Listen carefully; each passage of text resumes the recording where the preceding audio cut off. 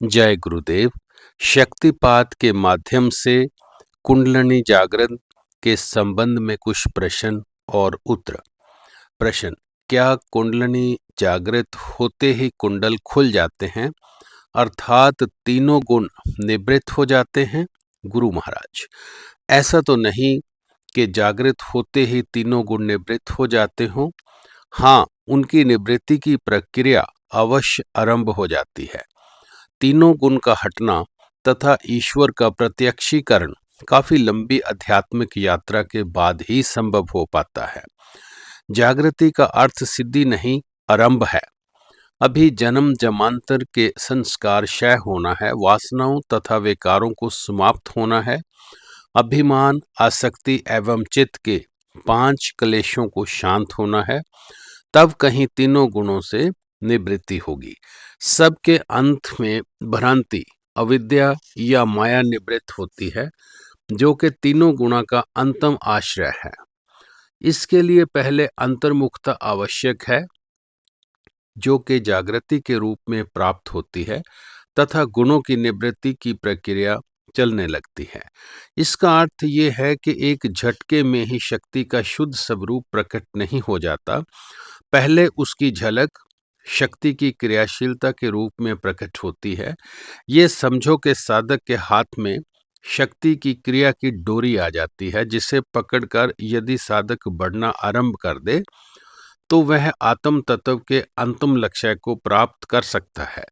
धीरे धीरे वासनाओं के ढेर, संस्कारों की नदियां, विकार रूपी हिंसक पशु, पंच क्लेश रूपी असुर सब पीछे छूटते जाते हैं। सबसे अंत में वह भ्रांति रूपी महापर्वत को भी लांघ जाता है तथा पर्वत के दूसरी ओर जा पहुंचता है। इस भ्रांति में मत रहना कि कुंडलिनी जागृत होते ही आत्म साक्षात्कार हो जाएगा, किंतु जागृति हो जाना कम बड़ी उपलब्धि नहीं है। ये अंतिम सिद्धि का आधार है। भ्रांति की गठान को खोलने के लिए हाथ आगे बढ़ जाते हैं।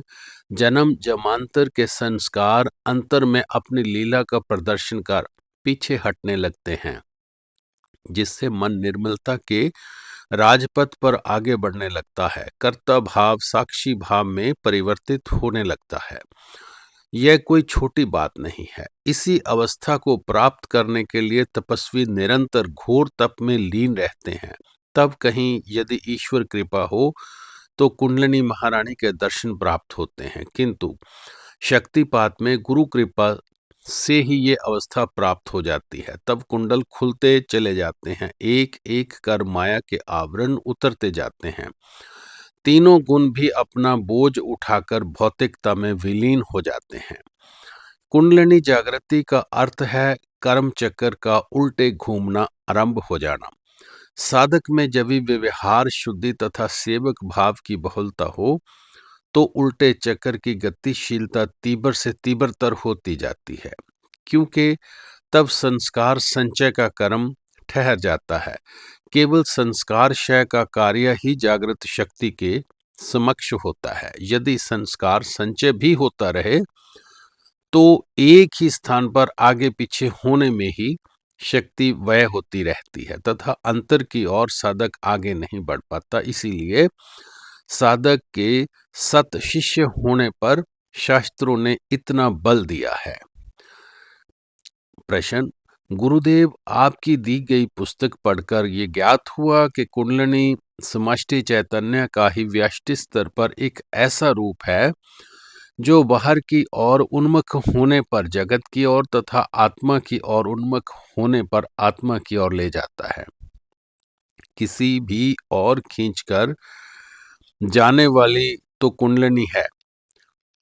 फिर शिष्य के सत या असत होने में क्या अंतर आता है? शिष्य तो केवल साक्षी होकर रह जाता है। गुरु महाराज, यही तो समस्या है कि शिष्य साक्षी होकर नहीं रह पाता। अंतर का शैतान इतना जल्दी कहाँ हार मानने वाला है।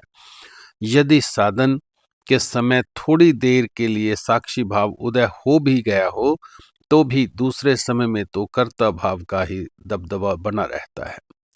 अभिमान इतनी जल्दी घर छोड़कर जाने वाला नहीं है। कर्ता भाव तो रहता ही है, साथ में अपने सहायकों को भी बनाए रखता है। कर्ता भाव जागृति के पश्चात और कुछ कर पाए या नहीं, उन्नति की गति को शिथिल तो कर ही देगा। इतना कर्ता भाव, जितना कर्ता भाव को दबाकर साधक रखेगा, उतना संस्कार क्षय तीव्र गति से होगा। प्रश्न, जब विभिन्न स्तरों पर शक्ति का कार्य विभाजन शास्त्रों ने कर दिया, उसके अनुसार उनका नामकरण भी कर दिया, फिर और कौन सा कार्य रह जाता है जिसके लिए उन्हें कुंडलिनी रूप में शक्ति का ध्यान करना पड़ा? गुरु महाराज, यद्यपि यद्यपि शास्त्रों के विचार पूर्वक ही शक्ति की कुंडलिनी के रूप में शक्ति का ध्यान किया है, उसके दो कारण हैं जो ऋषि प्रणीत साहित्य में उपलब्ध हैं। सृष्टि की उत्पत्ति, स्थिति तथा संहार के पश्चात भी एक कार्य शेष बच जाता है, सृष्टि को धारण करने वाला। ये प्रश्न समष्टि एवं व्यष्टि दोनों स्तरों पर उपस्थित है। सृष्टि निर्माण के पश्चात बची हुई शक्ति को सृष्टि को ही धारण करती है। समष्टि स्तर पर सृष्टि को धारण करने वाला शेष नाग है, जो व्यष्टि स्तर पर देह निर्माण करने के उपरांत देह को धारण करने का महत्वपूर्ण कार्य बाकी बची हुई शक्ति कुंडलिनी के रूप में वहन करती है। उसे भी एक सर्पणी की उपमा देकर अपने कुंडलनों में मुंह दबाए सोई हुई कल्पना की गई है। इस प्रकार सर्प तथा सर्पणी के रूप में एक ही शक्ति के स्तरों की कल्पना है, जिनका कार्य सृष्टि तथा देह को धारण करना है। देह में शक्ति की सभी क्रियाएं कुंडलिनी के ही अधीन हैं, क्योंकि जब तक वह धारण किए हुए हैं तभी तक जीवन है तथा तभी तक क्रियाएं हैं। दूसरा कारण शक्ति की नित्यता एवं अनंतता दर्शाता है। सृष्टि का देह निर्माण के पश्चात भी शक्ति समाप्त नहीं हो जाती, अपितु बाकी बची शक्ति यहाँ ईश्वर की लीला को धारण करती है। वहां भविष्य में कभी भी ऐसी असंख्य अन्य लीलाएं करने के लिए प्रस्तुत रहती है। शेष तथा कुंडलिनी ऐसे सर्प सर्पणी हैं जो सृष्टियों का तथा देहों का भक्षण भी करते रहते हैं तथा अनेक अनेक सृष्टियां तथा देहों को मुंह से उगलते भी रहते हैं। ये निर्गुण शक्ति की ऐसी अवस्था है जो कभी सगुण रूप धारण कर लेती है, तो या तो देह के या सृष्टि का प्रकट्य हो जाता है या विलीन हो जाते हैं। कुंडलिनी का एक और महत्वपूर्ण कार्य है जागृत होकर जीव के संस्कारों तथा वासनाओं को चाट जाना तथा जीव के लिए प्रलय उपस्थित कर देना, अर्थात उसे आवागमन से मुक्त कर देना। यही शक्तिपात का लक्ष्य है। भौतिक शक्ति कोई कार्य करके समाप्त हो जाती है, किंतु कुंडलिनी सदैव अनंत बनी रहती है। जितने भी ब्रह्मांडों का भक्षण करें या नए ब्रह्मांडों को उगले, वह वैसी की वैसी ही बनी रहती है। उसकी उपमा समुद्र से की जा सकती है। कितनी भी नदियां उसको भरने का प्रयत्न करें अथवा बादल कितना भी जल उड़ा कर ले जाएं, समुद्र की गंभीरता में कोई अंतर नहीं आता है। शेष को उशिष्ट ब्रह्मा, बाकी बचा हुआ भी कहा गया है, किंतु यह बाकी बचा हुआ सामान्यतः बाकी बचे हुए के अर्थ से बहुत भिन्न है। 4 में से 2 निकाल दिए जाएं तो बाकी 2 बचे रहेंगे, किंतु ये उषठ बचा उतना ही पूर्ण है जितना सृष्टि निर्माण के पूर्व होता है। यही बात कुंडलिनी की भी है।